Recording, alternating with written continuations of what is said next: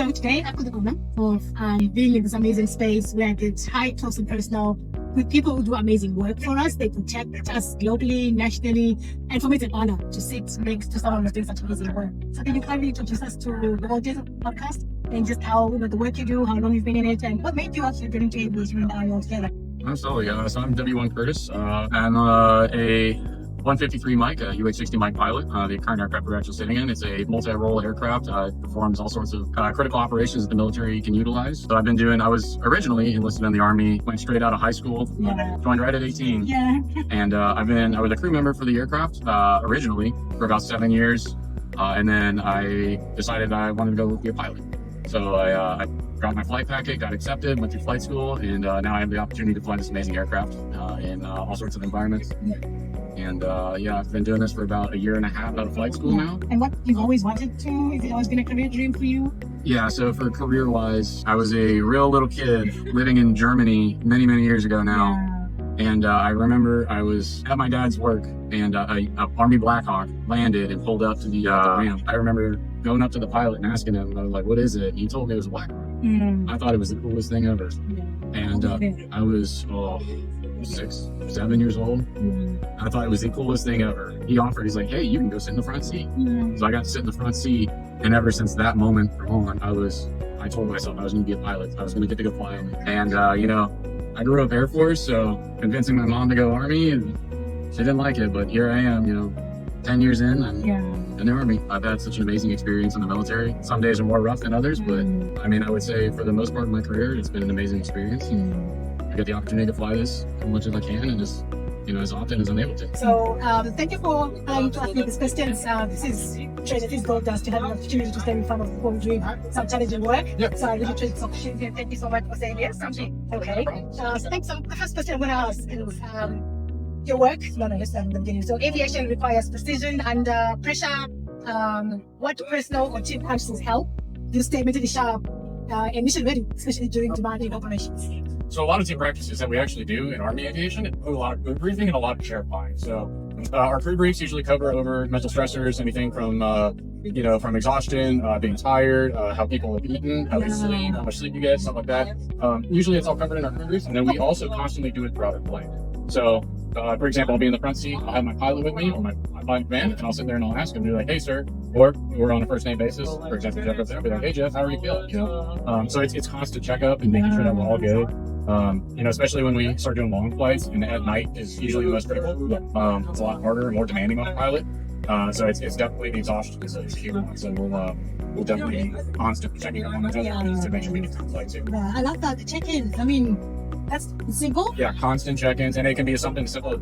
Tap them on the shoulder, or on the shoulder, be like, "Hey, how are you feeling? Are you tired? Do we want to call the flight early? Just land, shut it down, call it a day, or hey, are you good? Fly another hour." It's usually something along the lines of that, or it can be more involved, and we can shut down and we sit there and have a long talk about some of the environmental stressors or external stressors. We usually use an acronym. It's called GET. It's our acronym. So it covers drugs. So like if somebody's on any sort of medications that they're required to take by the military, or something as simple as make sure that people are doing the right thing, getting them appropriately, so it doesn't affect the flying. The next one is exhaustion. So sleep's a huge thing. You want to be able to get the 8 hours of sleep a night. You perform as accurate as possible. And then the next one is alcohol. So alcohol, everybody drinks it, right? We have a rule. It's we call it, and most people know this, 12 hours bottled rum, which means 12 hours is the last time you can take a drink of alcohol before you climb in the cockpit, or until residual effects are removed, right? So if you wake up, 12 hours later and you still feel like headache and going over a little bit, you don't fly until you do fly. And then we have hypoglycemia, which is how your diet's doing. Pilots perform better when they're working out constantly, and they also have a good dietary, intake. Yeah. And then the last one is tobacco. It's a big one, right? Everybody loves to take tobacco. People smoke cigarettes. The new thing people are doing is the nicotine pouches. People use them to stay awake or whatnot, but it's not a supplement for, energy, right? And then we also have physiological effects. you know, back those smokers are even at a higher elevation. We use those factors to make the pilots sustain the shape. You know, we have to check I guess it covers both bases. Yeah, I love the idea around you can still drink, but obviously got a limit of hours and then all the intention to on things in life, which makes it normalized. Like it's not too restrictive, it's safe for families. And it's based off of each pilot's balance each thing between, you know, work life and home life. Exactly. Thank you so much. Okay, so the second question is, many of you, I spoke to a few of your colleagues yesterday, and they mentioned, they spoke about deployment and time away from family being one of the challenges. What support system would that be yours? I guess the first question to ask, was that the most challenging for you in terms of fully work? I would say for our line of work, so this is my second deployment. My first deployment, I wasn't married, and now that I am married, I have one kid, and so I'd say my biggest support is actually my wife and my son. You know, definitely being able to find time to talk to them as much as I can, and being able to communicate with them. You know, whenever I'm stressed or anything like that's going on, that's definitely my biggest support. I would say for most of the aviators, actually talking to family or talking to somebody is generally the biggest support for them. Definitely deployment would be the one of the challenging things, being away from family. What's the average time that you said in the way? So average deployments for the military right now are about, for at least for the Army, are about 9 months. So 9 months definitely gets a little challenging. You know, when you start cresting that 6-month period, well, I mean, it can actually start from the beginning too. You know, you're in that beginning phase of you just stepped away from your family, right? Now you're worried about how are they going to get taken care of? Are you able to still help them? Are you still able to provide them? That's all in your mind as you're going on to complete these missions for the Army, right? And then you hit that 6-month period. You know, you may have things, you may have some rough patches, but talking and communicating with family is definitely a very important thing. And as long as you can keep that open line of communication and talking with your family, I believe it helps most aviators. And then, you know, and a lot of people in that back end, they start getting excited. They can get to go home with their families. So it's a big driving force for one. Is that end right there? That's good. So what helps you cope with these challenges away from home? What helps me cope? 9 months since me personally, I would say is the communication and just video chatting or talking with family. Thanks to technology, right? Thanks to technology. That's great. Thank you. The next question is, your work involves unpredictable situations and high stakes decision making. How do you manage stress in real time? And what strategies have been most effective for you? That one I would have to say from experience and hearing from senior pilots and as well as other crew members I've worked with in the past is taking a minute to slow things down and breathe, right? Like you always have time to take a breath, to calm down, to find out what you need to be doing at the right moment at the right time. For us, flight is very critical, especially when we're flying low level, and we fly low level and we fly fast. So focus and concentration and breathing and managing that stress in the cockpit is a huge factor. So I would say definitely taking the time, like a full 5 seconds to take a breath, think through things, and then continue.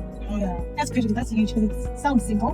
But it's something simple, but it's effective. It's effective. Just remember how it goes and take the time. Pause, take a breath. There's always time. Thank you.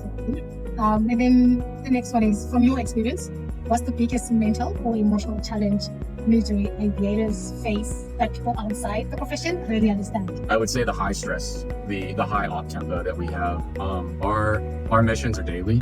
So there's a huge demand out of us to be able to perform in such a high stake in high stressful environments. It's an everyday thing for us. So trying to explain to people who don't do this is it can be quite a challenge, and having people to understand the severity of our job and how stressful it can be. It's definitely a spotlight on us all the time. You know, we have media and people always watching us, so we're always trying to be the best we can and perform as well as we can, while being able to be the best we can and being able to do the job effectively. So how do you cope with just that demand on spot all the time, every day? Coping with that, I would say, is relying on your crew members to keep you where you need to be. So a lot of us, we train constantly, and we're always keeping each other at the highest standard possible. You know, whether that be for pilots asking each other, you know, systems questions, or, you know, making sure we're studying, and then for crew members in the back, making sure that they're performing maintenance appropriately and making sure that they provide the best aircraft that they can to us pilots, you know, so we can all go do these missions and make it home safe. Accountability, absolutely, accountability. And I guess to just run it off, if aviation sector, civil or military, could improve one thing to better protect and support family well-being, what would one thing that you think One thing I would say that you can do to protect pilots in general is physical wealth. In the military side, a lot of not just pilots but crew members, they suffer from hurt backs, or bad knees, right? Like staying physically fit is a huge bonus to that. Making sure you're doing the proper workouts to not overstress yourself, to hurt yourself.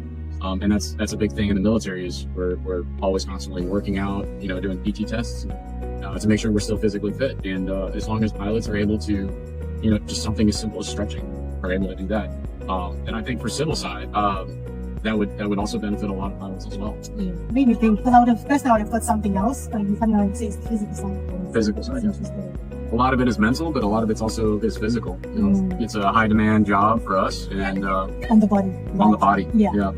Especially when we start getting the upper 500 to 1,000 hours.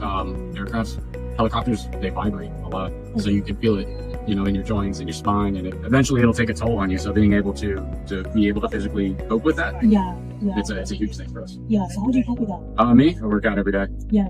Try to do a lot of stretching when I can. Even when I'm not working out, I'll just be sitting in my room or where we work at, and I'll just stand there and I'll stretch. Yeah.